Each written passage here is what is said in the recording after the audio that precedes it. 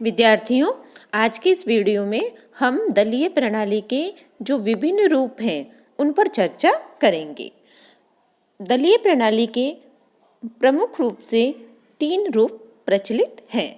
पहला एक दलीय प्रणाली, दूसरा द्विदलीय प्रणाली और तीसरा बहुदलीय प्रणाली। इन सभी प्रणालियों के अपनी अपनी विशेषताएं, अपने अपने गुण दोष हैं। तो सबसे पहले हम देखते हैं एक दलीय प्रणाली यानी वन पार्टी सिस्टम। जिस देश में केवल एक ही दल हो और शासन शक्ति का प्रयोग करने वाले सभी सदस्य इस एक ही राजनीतिक दल के सदस्य हों तो वहाँ की दल प्रणाली को एक दलीय कहा जाता है। कुछ व्यक्तियों के द्वारा यह समझा जाता है कि वर्तमान समय में एक दलीय प्रणाली केवल साम्यवादी राज्यों में ही है, लेकिन वस्तुतः साम्यवादी राज्यों के अतिरिक्त अन्य अनेक राज्यों में भी इसका प्रचलन है। इस एक दलीय प्रणाली को कभी तो संविधान से ही मान्यता प्राप्त होती है, जैसे कि साम्यवादी राज्यों के संविधानों में साम्यवादी दल का उल्लेख करते हुए अन्य दलों के संगठन का निषेध कर दिया गया है। अनेक बार ऐसा भी होता है कि संविधान के द्वारा तो अन्य राजनीतिक दलों का निषेध नहीं किया जाता, लेकिन शासक दल संविधानेतर एक्स्ट्रा कॉन्स्टिट्यूशनल उपायों से अन्य राजनीतिक दलों का दमन कर शासन शक्ति पर एकाधिकार स्थापित कर लेता है। इसके अतिरिक्त यदि किसी राज्य में एक से अधिक राजनीतिक दल हो, लेकिन राजनीतिक प्रभाव की दृष्टि से अन्य राजनीतिक दलों की स्थिति नगण्य हो, अर्थात वैसी ही हो जैसी द्विदलीय प्रणाली वाले राज्यों में 2 के अतिरिक्त अन्य राजनीतिक दलों की होती है, तो इसे भी व्यवहार में एक दलीय प्रणाली वाला राज्य ही कहा जाएगा, है ना। यानी कई देशों में तो संविधान में ही एक दल का ही प्रावधान होता है, जैसे कि साम्यवादी देशों में। कुछ देशों में और दल भी होते हैं, लेकिन संविधानेतर उपायों से अन्य राजनीतिक दलों का दमन कर शासन शक्ति पर एकाधिकार प्राप्त कर लेता है।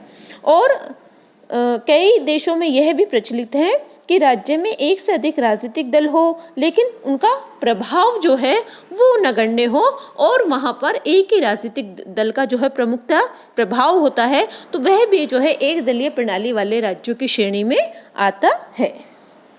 एक दलीय प्रणाली को सामान्यतः सर्वाधिकारवादी और जनहित विरोधी समझा जाता है। क्यों समझा जाता है ना। किंतु सभी ऐसा सदैव होना आवश्यक नहीं है और उद्देश्य की दृष्टि से एक दलीय प्रणाली के विभिन्न रूप हो सकते हैं। हिटलर और मुसोलिनी की एक दलीय प्रणाली का उद्देश्य शासन सत्ता हस्तगत करना और उस पर अपना अधिकार जो है वो स्थापित करना जो है बनाए रखना ही था। लेकिन टर्की में मुस्तफा कमाल पाशा की एक दलीय प्रणाली पद्धति निश्चय ही जनहितैषी थी। वर्तमान समय में मैक्सिको, मेडागास्कर आदि राज्यों की दलीय व्यवस्था को इसी श्रेणी में रखा जा सकता है। साम्यवादी राज्यों की एक दलीय प्रणाली को भी यदि सामान्य जन के हित पर आधारित है तो बहुत कुछ सीमा तक इस श्रेणी में रखा जा सकता है ना। यानी एक दलीय प्रणाली हो, किंतु अगर वो जनहित का समर्थन करती है ना, तो जो है वो जो है लोकतंत्र की विरोधी नहीं कहा जा सकती, बल्कि सामान्य जन के हित पर आधारित है, तो वह जनहित के लिए जो है हितैषी हो सकती है ना। ये नहीं है कि भाई हिटलर और मुसोलिनी जो थे वो नाजी दल और फांसी दल के थे, तो वो उनका जो जिस तरह से निरंकुश शासन था, तो इस तरह से एक दलीय प्रणाली हमेशा निरंकुश ही होती है। बहुत से देशों में ऐसे भी उदाहरण हमें देखने को मिलते हैं, वहाँ एक दलीय प्रणाली थी और वहाँ के शासकों ने, जैसे कि मैंने बताया टर्की के मुस्तफा कमाल पाशा की जो सरकार थी वो एक दलीय प्रणाली थी, किंतु जनहितैषी थी। तो इस प्रकार हमने एक दलीय प्रणाली के बारे में जो है जाना कि किस तरह से यह व्यवस्था जो है काम करती है ना। दूसरा है द्विदलीय प्रणाली, टू पार्टी सिस्टम, है ना। जब एक देश की राजनीति में केवल दो ही प्रमुख राजनीतिक दल होते हैं तो उसे द्विदलीय प्रणाली कहते हैं। द्विदलीय प्रणाली वाले राज्यों में दो से अधिक राजनीतिक दलों के गठन पर कोई वैधानिक प्रतिबंध नहीं होता। दो से अधिक राजनीतिक दल हो सकते हैं, लेकिन वे इतने छोटे होते हैं कि राजनीति पर उनका विशेष प्रभाव नहीं होता और उन्हें शासन की भागीदारी प्राप्त नहीं होती। जैसे कि इंग्लैंड में अनुदार दल और श्रमिक दल दो प्रमुख राजनीतिक दल हैं। इनके अतिरिक्त उदार दल और स्कॉटलैंड तथा वेल्स के राष्ट्रवादी दल भी हैं, लेकिन उनका राजनीति पर कोई विशेष प्रभाव नहीं है। इसी प्रकार अमेरिका में द्विदलीय प्रणाली है। वहाँ दो प्रमुख राजनीतिक दल रिपब्लिक और डेमोक्रेटिक दल हैं। संसदीय व्यवस्था में द्विदलीय प्रणाली के अंतर्गत सामान्यतः एक ही राजनीतिक दल के मंत्रिमंडल का निर्माण किया जाता है और दूसरा राजनीतिक दल विरोधी दल के रूप में कार्य करता है। अब हम देखते हैं कि द्विदलीय प्रणाली के क्या गुण हैं या क्या लाभ हैं। तो इसके जो द्विदलीय प्रणाली के जो प्रमुख समर्थक हैं वो हैं Harold Laski, Herman Finer, Lord Bryce जो हैं वो प्रमुख हैं। इन विद्वानों ने द्विदलीय प्रणाली के कुछ प्रमुख गुण या लाभ बताए हैं, जिनको हम एक एक करके उन पर चर्चा करते हैं। पहला है वास्तविक प्रतिनिधि सरकार की स्थापना, यानी प्रजातंत्र का जो वास्तविक अभिप्राय है कि जनता के द्वारा ही सरकार का निर्माण किया जाए। लेकिन बहुदलीय जो है प्रणाली के अंतर्गत सरकार का निर्माण जनता द्वारा नहीं वरन राजनीतिक दलों के पारस्परिक समझौते के द्वारा होता है। लेकिन द्विदलीय प्रणाली के अंतर्गत ही सरकार जनता की इच्छाओं का प्रत्यक्ष परिणाम होती है। इसके अंतर्गत वही राजनीतिक दल शासन का संचालन करता है जिसे मतदाताओं का बहुमत प्राप्त हो।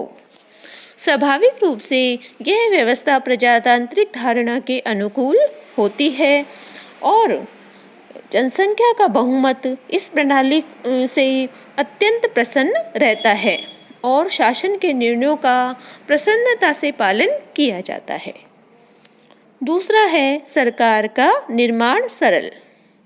संसदीय शासन वाले देश में यदि केवल दो ही राजनीतिक दल हों तो मंत्रिमंडल का निर्माण सरलतापूर्वक किया जा सकता है।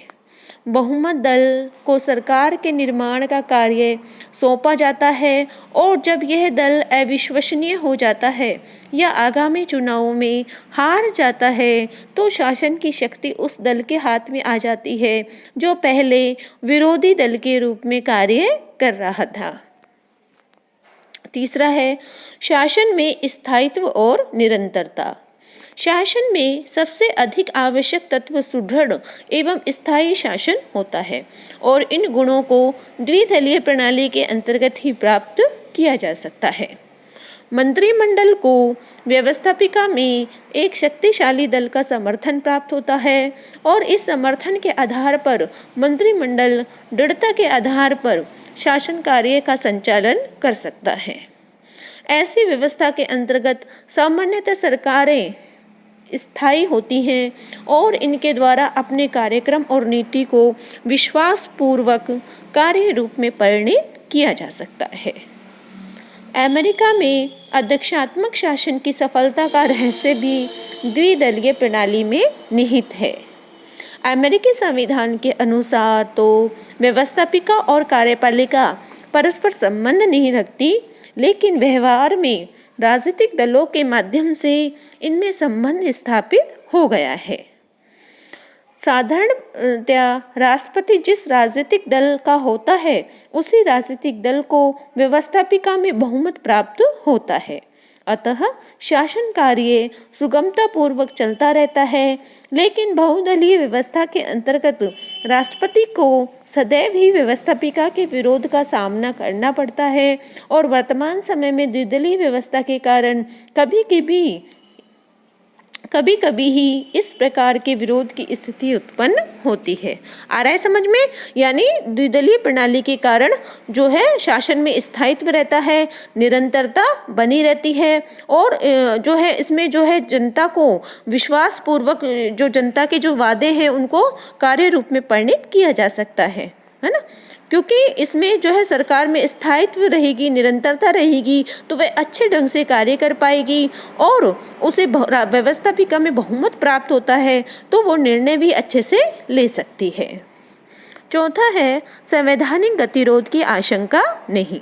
बहुदलीय व्यवस्था के अंतर्गत अनेक बार ऐसी स्थिति उत्पन्न हो जाती है कि कोई भी राजनीतिक दल अकेले या पारस्परिक समझौते के आधार पर सरकार का निर्माण नहीं कर पाता और संवैधानिक गतिरोध की स्थिति उत्पन्न हो जाती है। लेकिन द्विदलीय प्रणाली में कभी भी संवैधानिक गतिरोध पैदा नहीं होता, क्योंकि प्रत्येक समय विरोधी दल वर्तमान शासन का अंत कर शासन व्यवस्था पर अधिकार प्राप्त करने के लिए तत्पर रहता है। नेक्स्ट है शासन में एकता और उत्तरदायित्व की व्यवस्था। शासन कार्य सफलतापूर्वक करने के लिए सत्ता का एकत्रीकरण नितांत आवश्यक होता है और शासन व्यवस्था में इस प्रकार की एकता द्विदलीय प्रणाली के अंतर्गत ही संभव है। इसके अतिरिक्त द्विदलीय प्रणाली में शासन की कुशलता अकुशलता का उत्तरदायित्व आसानी से स्थापित किया जा सकता है, क्योंकि राजनीतिक दल बहुमत में होता है जो राजनीतिक दल बहुमत में होता है, शासन संबंधी सभी कार्यों का उत्तरदायित्व उसी पर होता है। बहुदलीय प्रणाली के अंतर्गत किसी भी एक राजनीतिक दल को स्पष्ट बहुमत प्राप्त न होने के कारण शासन का उत्तरदायित्व निश्चित नहीं होता है। नेक्स्ट है संगठित विरोधी दल। राजनीतिक दल शासन का जो है संचालन ही नहीं करते वरन शासन को नियंत्रित करने का कार्य भी करते हैं। शासन को नियंत्रित रखने का कार्य उसी समय भली भांति किया जा सकता है जबकि विरोधी राजनीतिक दल सुसंगठित हो और पर्याप्त शक्तिशाली हो। द्विदलीय व्यवस्था के अंतर्गत विरोधी दल सदैव ही इस स्थिति में होता है ना, क्योंकि जब एक दल शासन में है तो दूसरा उसके विरोध में होगा और जब वो विरोध में है तो वो संगठित होगा। लेकिन जो बहुदलीय प्रणाली के अंतर्गत जो है यही बहुमत विभिन्न दलों में विभाजित हो जाता है, तो इसलिए वो दल जो है सुसंगठित नहीं हो पाता। इस प्रकार जो है प्रतिनिधि शासन के संचालन के लिए द्विदलीय प्रणाली ही सर्वाधिक उपयुक्त है। द्विदलीय प्रणाली के लाभों का वर्णन करते हुए लास्की लिखते हैं कि यही एकमात्र प्रणाली है जिसके द्वारा जनता निर्वाचन के समय अपने शासक का प्रत्यक्ष चुनाव करती है। यह उस शासन को अपनी नीति के अनुसार कानून बनाने की क्षमता प्रदान करती है। यह उसके असफलता के परिणामों को समझ में आने वाले रूप में सामने लाती है। यह दूसरे दल के शासन को अविलंब स्थापना भी करती है। इसी प्रकार फाइनर ने भी लिखा है कि जिस देश में द्विदलीय प्रणाली होगी वहाँ के लोग कर्तव्यपरायण और सुखी होंगे। हर स्थान पर दो दलों का ही अस्तित्व अच्छा होता है। जहाँ दो दलों में संघर्ष रहता है वहाँ गलतियाँ आसानी से पकड़ी जा सकती हैं। सार्वजनिक इच्छाओं का दमन कम हो जाता है और पूर्ण विनाश की संभावनाएं कम हो जाती है। तो इस तरह से इन विद्वानों ने अपने तथ्यों के आधार पर यह स्पष्ट करने का प्रयास किया कि किस तरह से द्विदलीय प्रणाली में न केवल वास्तविक प्रातिनिधिक सरकार की स्थापना होती है अपितु वो शासन स्थायित्व भी रहता है और उसमें निरंतरता बनी रहती है और कोई गतिरोध भी नहीं होता है। द्विदलीय प्रणाली के बारे में इन सब गुणों के बावजूद ऐसा नहीं है कि ये दोषों से पूरी तरह मुक्त है ना। कुछ विद्वानों ने जैसे कि रेमजेम्योर ने अपनी पुस्तक हाउ ब्रिटेन इज गवर्न्ड में द्विदलीय प्रणाली की कटु आलोचना की है। द्विदलीय प्रणाली के जो प्रमुख दोषों को संबंध में जब हम चर्चा करते हैं तो सबसे पहले ये बात जो उभर कर आती है कि इसमें जो है मतदान की स्वतंत्रता सीमित हो जाती है। द्विदलीय प्रणाली के अंतर्गत नागरिकों की मतदान की स्वतंत्रता बहुत अधिक सीमित हो जाती है। उन्हें दो में से एक ही दल को अपना मत देना ही होता है, चाहे वे दोनों दलों के उम्मीदवारों या दलों की नीतियों से ही असहमत क्यों न हों।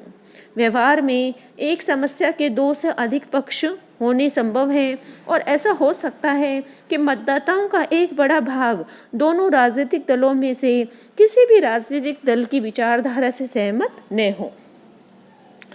ऐसे व्यक्तियों को विवश होकर या तो राजनीतिक प्रतिद्वंद्विता में तटस्थ रहना पड़ता है या बड़ी बुराई में से छोटी बुराई को छांटना पड़ता है। मैकाइवर के शब्दों में इस पद्धति में मतदाता की पसंदगी अत्यंत सीमित हो जाती है और यह स्वतंत्र जनमत के निर्माण में भी बाधक होती है। दूसरा है राष्ट्र का विभाजन। बहुधा ऐसा देखा गया है कि द्विदलीय व्यवस्था के कारण समस्त राष्ट्र ऐसे दो दलों में विभक्त हो जाता है जिसमें समझौते की कोई संभावना नहीं रहती। लेकिन बहुदलीय प्रणाली राष्ट्र को आपस में न मिल सकने वाले समूहों में विभाजित नहीं होने देती। लोग अपने सिद्धांतों के आधार पर ही बिना किसी भी प्रकार के गंभीर समझौते किए परस्पर मिल सकते हैं और सहयोग कर सकते हैं। अगला है बहुमत की निरंकुशता। द्विदलीय प्रणाली के अंतर्गत एक ही राजनीतिक दल के हाथ में व्यवस्थापिका और कार्यपालिका संबंधी शक्ति होती है और इसके परिणाम स्वरूप एक ऐसे निरंकुश बहुमत का जन्म होता है जो सदा ही अल्पमत को कुचलता रहता है और उसकी मांग की अवहेलना करता है। व्यवस्थापिका के महत्व और सम्मान में कमी। द्विदलीय व्यवस्था के अंतर्गत व्यवस्थापिका के महत्व में कमी हो जाती है क्योंकि व्यवस्थापिका का बहुमत दल सदैव ही मंत्रिमंडल का समर्थन करता रहता है। अतः समष्टि रूप में व्यवस्थापिका की सत्ता सीमित हो जाती है। द्विदलीय व्यवस्था के अंतर्गत व्यवस्थापिका मात्र लेखा रखने वाली संस्था, रिकॉर्डिंग इंस्टीट्यूशन और दल के सदस्य कार्यपालिका की इच्छानुसार मत देने वाले यंत्र मात्र बनकर रह जाते हैं। मंत्रिमंडल की तानाशाही। कुछ विद्वानों का मत यह है कि द्विदलीय प्रणाली में मंत्रिमंडल की तानाशाही का विकास होता है। दलीय अनुशासन के कारण व्यवस्थापिका को सदैव ही मंत्री परिषद का समर्थन करना होता है। इसके अतिरिक्त प्रधानमंत्री दल का नेता भी होता है और व्यवस्थापिका के साधारण सदस्य दल के नेता की बात का विरोध नहीं कर पाते। दल के सदस्य अपने दल की मंत्रिपरिषद का इस कारण भी विरोध नहीं कर पाते हैं कि कहीं विरोधी दल की सरकार न बन जाए। इंग्लैंड में मंत्रिमंडल के प्रभाव और सम्मान में वृद्धि और लोक सदन यानी हाउस ऑफ कॉमन के सम्मान में कमी होने का एक प्रमुख कारण यह द्विदलीय प्रणाली ही है। आ रहा है समझ में? यानी दलीय अनुशासन के कारण व्यवस्थापिका को सदैव ही मंत्री परिषद का समर्थन करना होता है, चाहे वो गलत ही बात नहीं हो क्यों न हो, लेकिन वो सब संसदीय प्रणाली के कारण एक साथ तैरते हैं, एक साथ डूबते हैं और दलीय जो आचार संहिताओं का पालन उन्हें करना होता है। व्यवस्थापिका के साधारण सदस्य चाहे संसदीय क्यों न हो, अध्यक्षात्मक शासन प्रणाली जैसे कि अमेरिका में है, वहाँ भी दो दल हैं, डेमोक्रेटिक और रिपब्लिक, वहाँ भी यही होता है कि जो है मंत्रिमंडल की जो तानाशाही हो जाती है और दल के सदस्य अपने दल के मंत्री परिषद का इस कारण विरोध नहीं कर पाते कि कहीं विरोधी दल जो है सरकार न बन जाए और उनकी सरकार कहीं गिर ना जाए। तो यह डर के कारण उन्हें हमेशा मंत्रिमंडल का जो है समर्थन करना पड़ता है। अनावश्यक विरोध। द्विदलीय प्रणाली में सरकार और विरोधी दल दोनों ही पर्याप्त शक्तिशाली होते हैं। इन दोनों राजनीतिक दलों में दूरियां भी बहुत अधिक होती हैं, जिसके परिणाम स्वरूप शासन दल के द्वारा हठधर्मी और विरोधी दल द्वारा विरोध करने के लिए विरोध की प्रवृत्ति को अपना लिया जाता है। अनेक हित बिना प्रतिनिधित्व के। देश की राजनीति में जब केवल 2 ही राजनीतिक दल होते हैं तो अनेक हितों और वर्गों को व्यवस्थापिका में प्रतिनिधित्व ही प्राप्त नहीं हो पाता। यह स्थिति प्रजातंत्र के लिए उचित नहीं हो सकती। तो इस प्रकार हम देखते हैं कि द्विदलीय प्रणाली में कुछ गुण हैं तो कुछ कमियां भी हैं और पूरी तरह दोषों से मुक्त कोई भी दलीय प्रणाली नहीं है। तो उसकी जो कमियां हैं उसको सुधार कर यदि हम देखें तो द्विदलीय प्रणाली के जो है राष्ट्र के निर्माण में, शासन के निर्माण में, शासन के संचालन में अपना महत्वपूर्ण योगदान दे सकती है। इस वीडियो में इतनी ही चर्चा करेंगे। धन्यवाद।